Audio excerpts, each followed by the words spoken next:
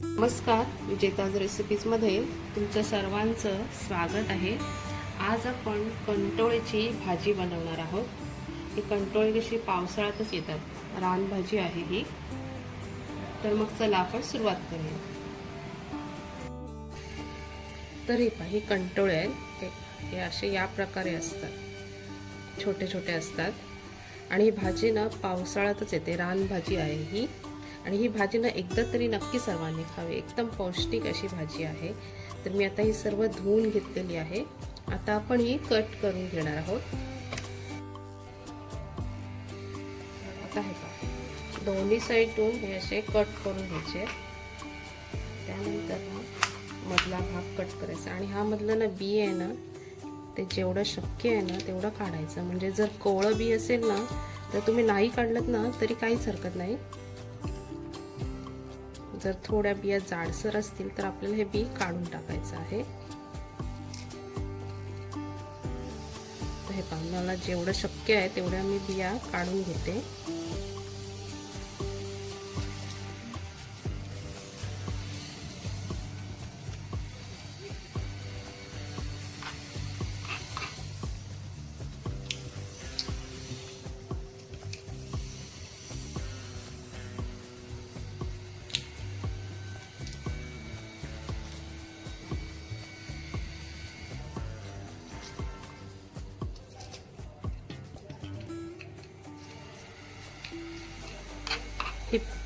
हे असेच आता मी सर्व बी काढून घेणार आहे.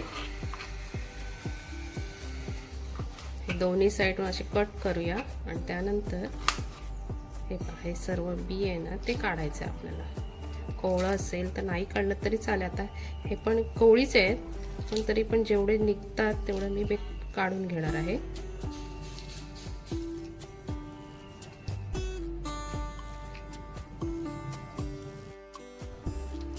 आता हे पहा, मी सर्व बी काढून घेतलेलं आहे. आणि ना आता आपल्याला कट करून घ्यायचे. हे अशी लांबीच कट करून घ्यायची आपल्याला, लांब लांब.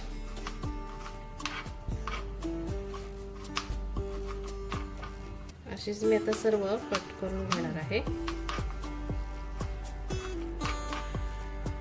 कंटोळीची भाजी ना पावसाळ्यात मिळते आणि ही भाजी ना एकदा तरी नक्की खावी सर्वांना, कारण एकदम पौष्टिक आहे ही भाजी आणि चांगली लागते.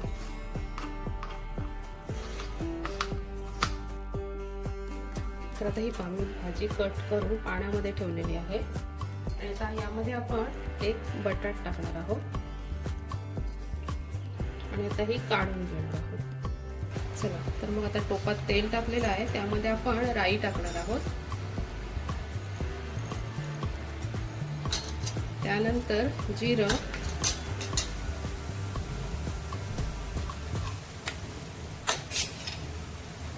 आणि आता यामध्ये लसूण टाकणार आहोत. एक 2-3 पाकळ्या मी ठेचून घेतलेल्या आहेत आणि एक कांदा बारीक चिरून घेतलेला आहे.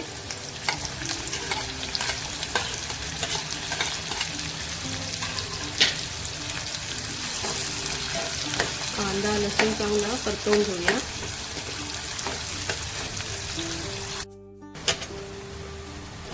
कांदा लसूण थोडासा शिजत आलेला आहे. आता आपण यामध्ये टोमॅटो टाकणार आहोत. मी इथे बारीक चिरलेला एक टोमॅटो घेतलेला आहे. त्यानंतर आपल्याला कढीपत्ता टाकायचा आहे. 2-3 मिनिट मस्त परतवून घेऊया.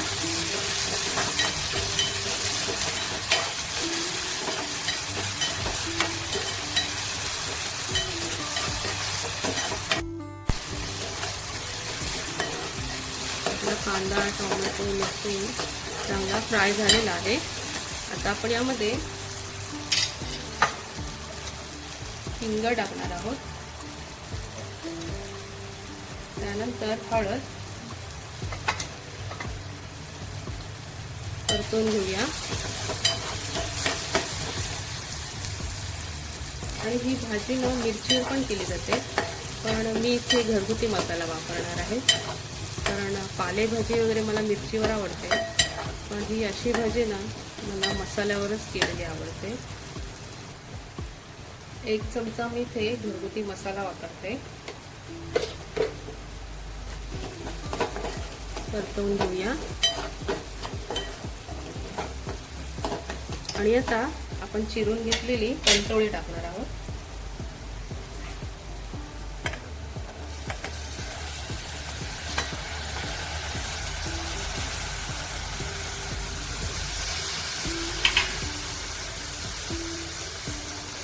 चवीपुरतं मीठ. परतवून घेऊया.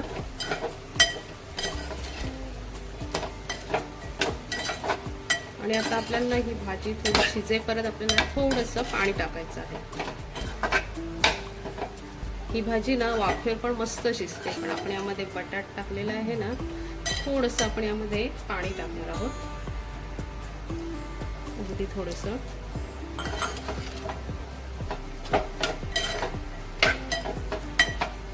भाजीला ना वास मस्त सुटलेला आहे आपल्या फोडणीला. आणि आता झाकण ठेवून त्यावर थोडंसं पाणी ठेवणार आहोत आणि एक 5-6 मिनिटांनी आपण चेक करणार आहोत. एक 7-8 मिनिट झालेले आहेत. आपण बघणार आहोत. भाजी तर आपली शिजलेलीच आहे, कारण या भाजीला काय वेळ नाही लागत. आता आपण फक्त बटाट शिजलेला आहे की नाही ते चेक करणार आहोत. हे पहा, आपला बटाट पण मस्त शिजलेला आहे. आपण वाफेवर दिली तेव्हा आपल्याला मध्ये मध्ये चेक करायचं आहे, कारण खाली लागू शकते, कारण आपण पाणी पण कमी टाकलेलं आहे. आता आपण यामध्ये ओलं खोबरं टाकणार आहोत.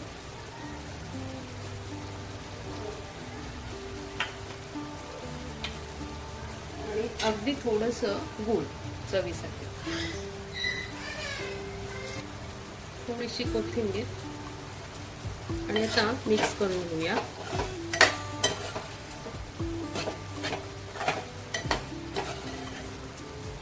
आता आपण यामध्ये खोबरं टाकले ना, तर 1-2 मिनिट फक्त ठेवणार आहोत.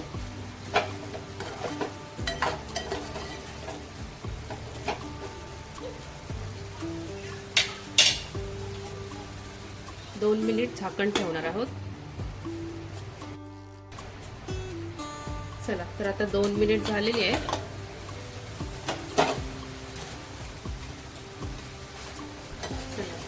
तर 2-3 मिनिट झालेली आहेत. आपली भाजी पण इथे मस्त तयार झालेली आहे. आता आपण गॅस बंद करणार आहोत. तर आपली पावसाळा स्पेशल आपली कंटोळ्याची रानभाजी इथे मस्त तयार झालेली आहे. तुम्ही बघू शकता. आणि ना भाजी चविष्ट लागते, एकदम मस्त पौष्टिक अशी भाजी आहे. तुम्हाला जर माझी रेसिपी आवडली असेल तर लाईक करा, शेअर करा आणि सबस्क्राईब करा.